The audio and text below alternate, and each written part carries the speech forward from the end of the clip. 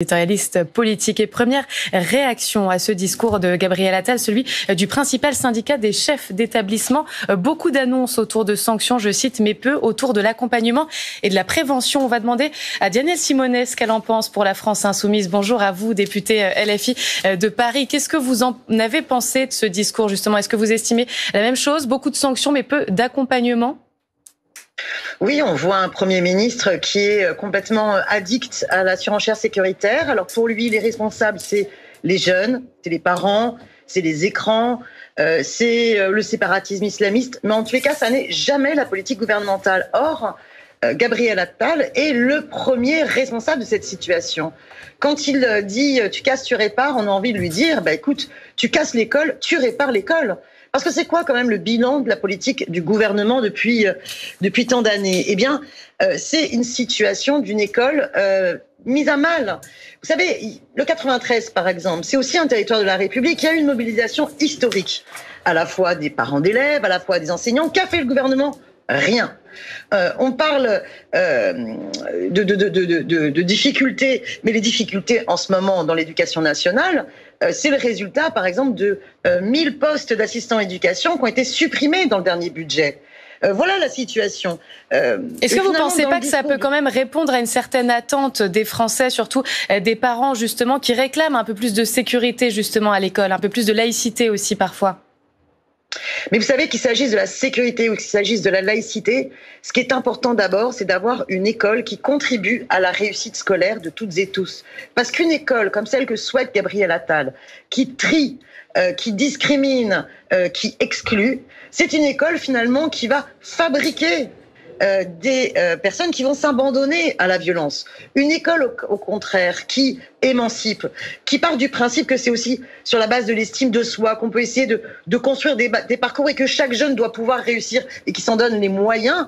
Eh bien ça fait réduire les problèmes de délinquance. Et pour vous, il n'y a aucune annonce qui mérite d'être entendue, d'être écoutée, qui peut porter ses fruits? Dans les annonces de Gabriel Attal? Oui.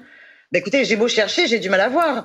Vous avez une situation, par exemple, où la protection judiciaire de la jeunesse manque de moyens, il n'y a pas d'annonce. On sait que dans les quartiers, eh bien, le soutien à l'éducation populaire, aux associations de jeunesse qui peuvent jouer un rôle déterminant dans le travail de prévention en lien avec l'éducation nationale, aucune annonce.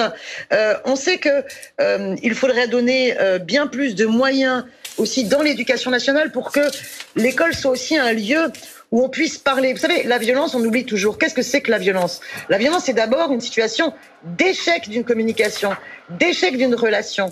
Aujourd'hui, la violence qui explose dans l'école, dans notre société, c'est d'abord l'échec de nos politiques publiques. Donc, essayons de retravailler sur ces politiques publiques au lieu, à chaque fois, d'être sur la surenchère sécuritaire. Il a justement, effectivement, voulu durcir la réponse pénale, notamment pour les mineurs, des comparutions immédiates dès 16 ans, pour qu'ils répondent immédiatement de leurs actes, comme les majeurs, ne pas laisser l'impunité s'installer, avec aussi des conseils de discipline, des commissions éducatives dès l'école primaire. Et il a aussi parlé de l'ouverture d'un débat sur la fin de l'excuse, je cite, de minorité. Qu'est-ce que ça vous inspire, tout ça? Une très grande inquiétude, et j'ai envie de reprendre en fait la réaction du syndicat de la magistrature qui a dit finalement, à quand un débat sur l'abolition de l'enfance? Vous savez, la protection de l'enfance est quelque chose d'essentiel. La France est signataire de la déclaration européenne de protection des droits de l'enfant. C'est pas rien de vouloir remettre en cause cette protection de l'enfance, parce que c'est ça à travers le discours de Gabriel Attal.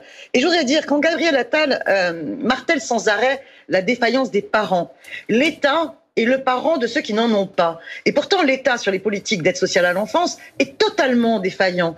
On va ouvrir bientôt à l'Assemblée nationale une mission d'information sur cette question de la protection de l'enfance, parce que c'est pas possible d'avoir une telle défaillance qui finalement est source de maltraitance institutionnelle à l'encontre des enfants. Et là, à chaque fois dans le discours de Gabriel Attal, il n'y a absolument aucun moyen pour remettre en ordre de marche des services publics qu'il a lui-même cassés, que ce gouvernement et les gouvernements de Macron successivement ont cassés par leur politique libérale de baisse des effectifs, de baisse des moyens.